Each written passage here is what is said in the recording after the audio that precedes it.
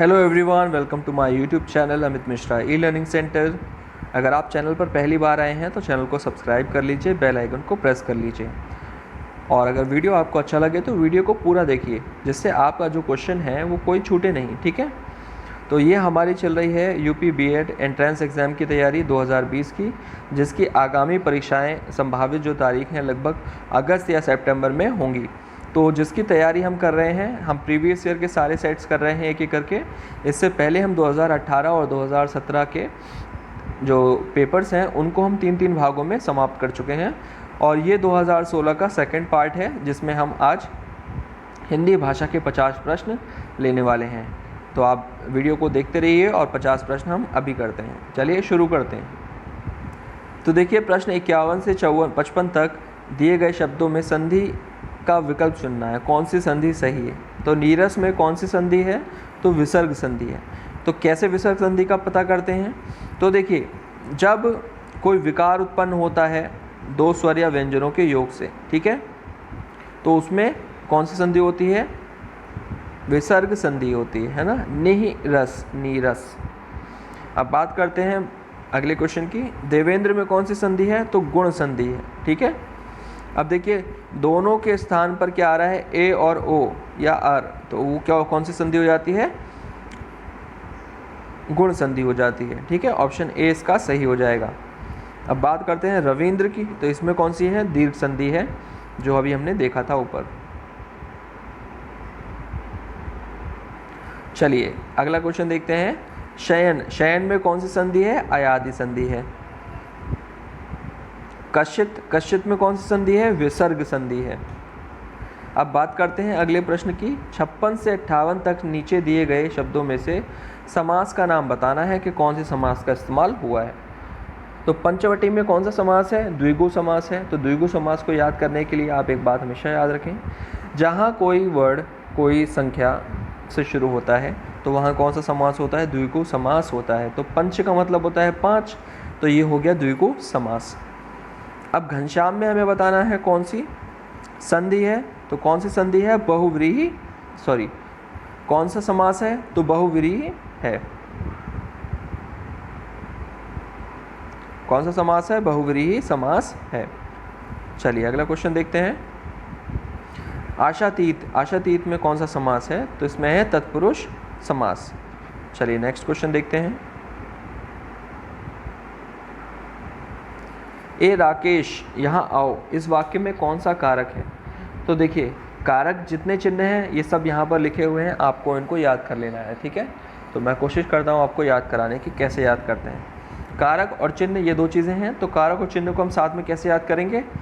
कर्ता ने कर्म को करण से के द्वारा संप्रदान को के लिए अपदान से अलगाव के पक्ष में संबंध काकी के रारी रे मामी पे अधिकरण में पर पय और संबोधन हे ए हो अरे, तो ये हो गया संबोधन। तो हे राकेश यहाँ आओ, ये हो गया कौन सा? संबोधन कारक। चलिए अगला क्वेश्चन देखते हैं।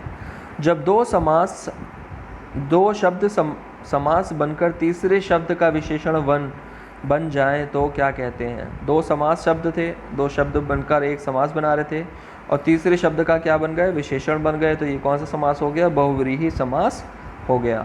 चलिए अगला क्वेश्चन देखते हैं।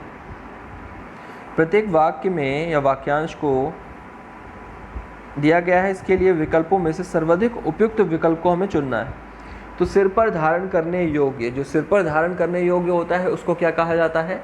शिरोधार्य कहा जाता है, यानी कि ऑप्शन सी सही हो जाएगा।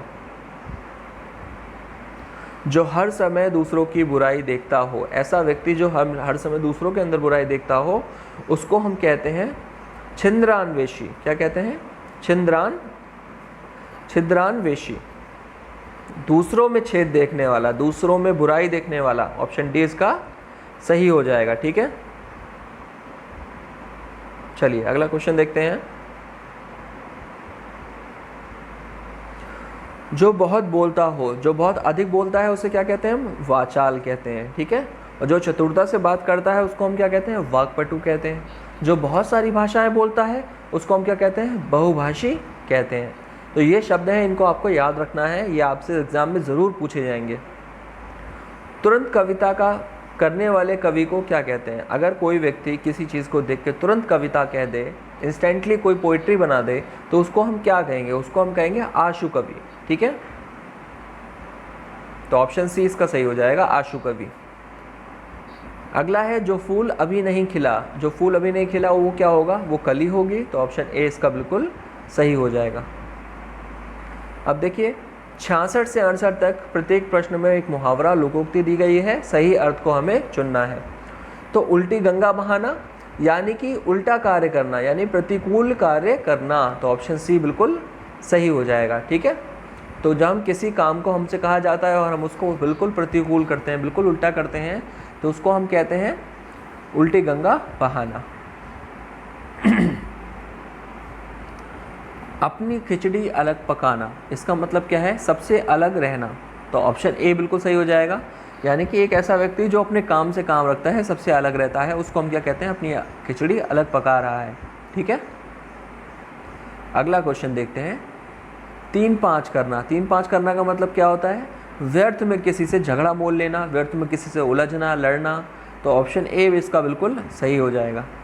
कबीरदास भक्ति काल के किस धारा के कवि थे? तो ये हमें बताना है किस धारा के कवि थे। तो ये संत काव्य धारा के कवि थे, तो ये आपको याद रखना है। अगला प्रश्न देखते हैं। निम्नलिखित में से कौन सी पुस्तक प्रेमचंद्र द्वारा लिखित नहीं है? तो कौन सी पुस्तक है वो? जय पराजय। अब जय पराजय इन्होंने नहीं लिखी है। जय पराजय किसकी है? उपेंद्र नाथ अश्क की लिखा हुआ एक नाटक है। बाकी ये सारी कायाकल्प, रंगभूमि, प्रेमाश्रय, ये सब किसके उपन्यास हैं? प्रेमचंद जी के। ठीक है,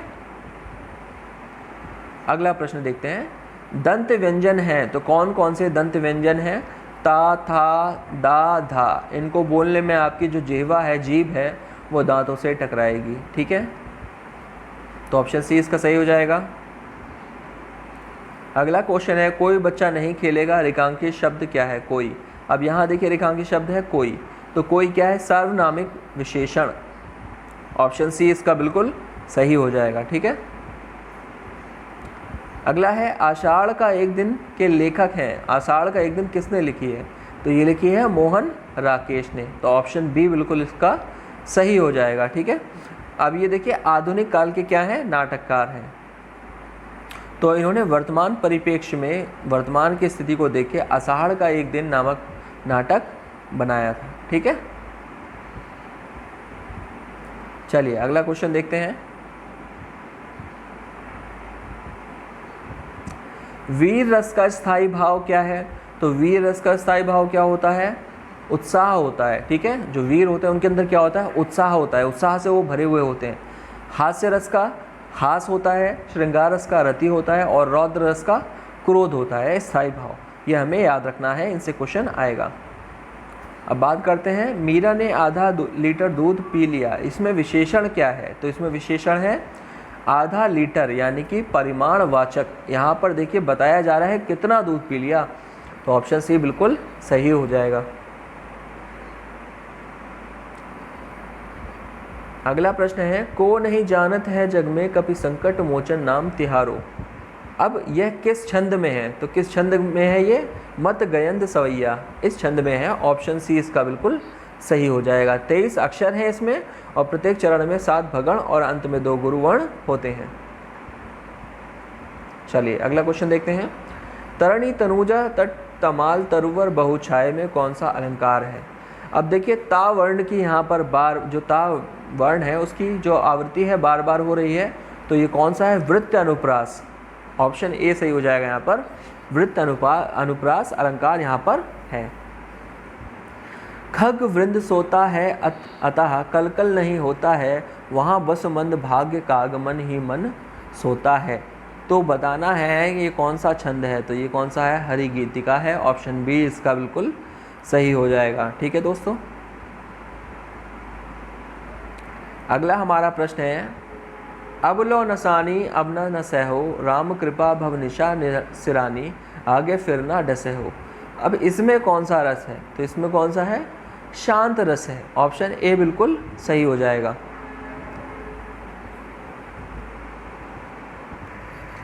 चलिए अगले क्वेश्चन की बात करते हैं। प्रभु में कौन सा उपसर्ग है? तो प्रभु में कौन सा उपसर्ग है? प्रा उपसर्ग है। चलिए दोस्तों अगला क्वेश्चन देखते हैं। अपठित गद्यांश पर आधारित प्रश्न। तो सबसे पहले ये जो गद्यांश हमें दिया हुआ है इसको हम पढ़ लेते हैं।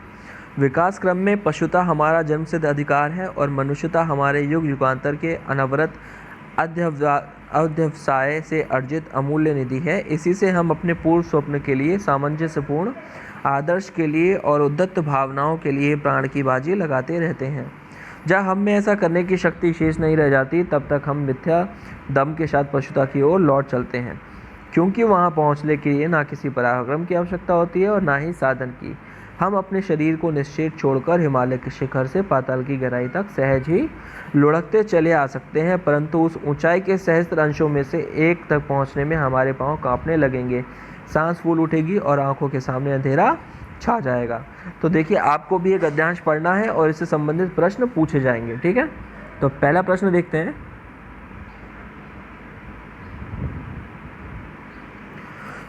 उपर्युक्त गद्यांश को पढ़कर प्रश्नों का उत्तर दीजिए। अवतरण का उपयुक्त शीर्षक क्या होगा, है ना। तो शीर्षक क्या होगा हमने पढ़ा, तो पशुता बना मनुष्यता इसका शीर्षक सही होगा। तो ऑप्शन बी बिल्कुल सही हो जाएगा। तो इसके अन्य प्रश्न देखते हैं।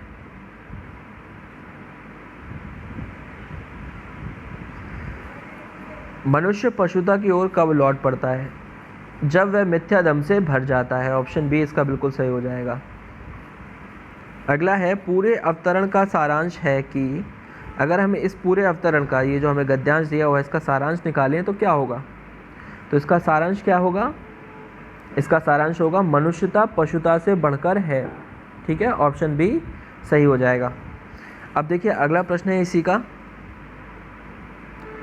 मनुष्यता हमारे युग युगांतर के अनवरत अध्यवसाय से अर्जित अमूल्य निधि है। इसका अर्थ क्या है? तो इसका अर्थ क्या है? ऑप्शन ए सही हो जाएगा। युग युगांतर की साधना से मनुष्य पशुता से ऊपर उठकर मनुष्यता के गुण प्राप्त कर सका है। यानी कि हमें कई युग लगे हैं पशु से मनुष्य बनने में, ठीक है।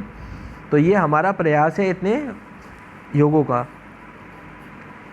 अब अगला क्वेश्चन देखते हैं इसका। उसे धीरे धीरे लिखने की आदत है। तो यहाँ देखिए रेखांकित शब्द है धीरे धीरे, तो बताना है ये क्या है। तो यह है क्रिया विशेषण, क्योंकि जो धीरे धीरे शब्द है ये क्रिया की विशेषता बता रहा है कि क्रिया कैसी है, किस प्रकार की है। तो धीरे धीरे है, कैसे लिखने की आदत है उसे? धीरे धीरे। तो ऑप्शन ए बिल्कुल सही हो जाएगा। चलिए अगला क्वेश्चन देखते हैं। सॉरी, 86 से 90 तक सही वर्तनी छांटनी है। सही वर्तनी का मतलब क्या होता है? शुद्ध शब्द, यानी कि जो तत्सम शब्द है वो हमें देखना है, सही स्पेलिंग जो है वो हमें चेक करनी है। तो ऑप्शन डी इसका सही हो जाएगा, आशीर्वाद, ठीक है। अगला है संस्कृति। तो ऑप्शन बी इसका सही हो जाएगा, संस्कृति। फिर है जिजीविषा। तो ऑप्शन जो इसका ए है वो बिल्कुल सही है, जिजीविषा, ये सही हो जाएगा। अगला प्रश्न है ऐश्वर्य। तो ऐश्वर्य ऑप्शन डी बिल्कुल इसकी स्पेलिंग सही है, तो ऑप्शन डी सही हो जाएगा। इसके बाद है आहुति। तो आहुति में छोटी की मात्रा आती है, ऑप्शन बी बिल्कुल सही हो जाएगा। अब देखते हैं 91 से 95 तक प्रश्नों में सही विलोम शब्द का चुनाव करना है। तो अनादर किसका है? आदर का है, ऑप्शन सी सही हो जाएगा। अभिज्ञ किसका है? अनभिज्ञ है। अभिज्ञ का क्या होता है विलोम शब्द? अनभिज्ञ। तो ऑप्शन बी सही हो जाएगा। अभिज्ञ मतलब होता है जिसे जानकारी हो, अनभिज्ञ मतलब जिसे जानकारी ना हो। अब अथ की बात करें तो अथ का हो जाएगा इति। तो अथ का मतलब क्या होता है पहले, है ना। करुण की बात करें तो करुण का है निर्दय, ऑप्शन बी इसका सही हो जाएगा। चलिए अगले प्रश्न देखते हैं इसके। फिर है ऋजु। ऋजु का क्या है? वक्र। ऋजु का मतलब होता है सीधा, सरल, ठीक है। वक्र टेढ़ा या घुमा हुआ। 96 से 100 नंबर प्रश्न तक प्रत्येक शब्द के 4 विकल्प हैं, जिनमें 3 उसके पर्यायवाची हैं और 1 भिन्न है। तो भिन्न शब्द का हमें चयन करना है। आंधी। आंधी का कौन सा भिन्न शब्द है? भयंकर। भयंकर आंधी का जो पर्यायवाची नहीं है, बाकी सब आंधी के पर्यायवाची होते हैं। तरु, तरु का कौन सा नहीं है? तड़ाग, क्योंकि तड़ाग किसका होता है? तड़ाग पर्यायवाची होता है तालाब का, ठीक है।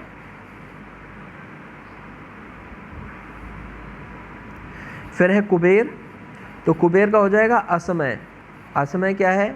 कुबेर का पर्यायवाची शब्द नहीं है। फिर है ऊंचा, तो ऊंचा का क्या हो जाएगा? डी, विशाल। तो ऊंचा का देखिए विशाल पर्यायवाची शब्द नहीं है। विशाल का मतलब क्या होता है? बड़ा, ठीक है। बाकी उतुंग, उच्च और शीर्षत ये सब ऊंचा के पर्यायवाची शब्द हैं। आज का हमारा आखिरी प्रश्न है 100वां प्रश्न, उद्धति। उद्धति की कौन सा नहीं है? वारिज नहीं है। नीरधि, पयोधि, जलधि ये तीनों उद्धति के पर्यायवाची शब्द होते हैं, जिसका मतलब होता है समुद्र, यानी कि समुद्र के पर्यायवाची हैं ये सब। वारिज, वारिज देखिए कमल का पर्यायवाची है, ठीक है। तो मैं उम्मीद करता हूँ ये प्रश्न आपके लिए सहायक हो रहे होंगे। अगर आपको वीडियो अच्छा लगा करे तो आप वीडियो को लाइक ज़रूर किया करिए, लाइक किया करिए वीडियो को। जो ऐसे हमारे अभ्यर्थी हैं उनके साथ वीडियो को शेयर कीजिए। और अगर आप किसी और प्रतियोगी परीक्षाओं की भी तैयारी कर रहे हैं तो आप हमारे करंट अफेयर्स और जीके सेक्शन को चेक कर सकते हैं। वहाँ पर आपको परीक्षा उपयोगी सारे जीके के और करंट अफेयर्स के सारे क्वेश्चंस आपको मिल जाएंगे, जो एग्ज़ाम्स में पूछे जाने वाले हैं, प्रतियोगी परीक्षाओं में पूछे जाते हैं, ठीक है। धन्यवाद।